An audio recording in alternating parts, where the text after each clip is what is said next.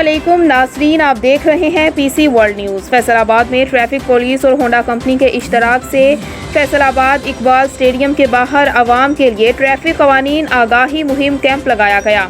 हमारे नुमाइंदा खुसूसी शासिब मुखी की रिपोर्ट के मुताबिक ट्रैफिक, पुलिस और होंडा कंपनी के इश्तराक से फैसलाबाद इकबाल स्टेडियम के बाहर आवाम के लिए ट्रैफिक कवानीन आगाही मुहिम कैंप लगाया गया।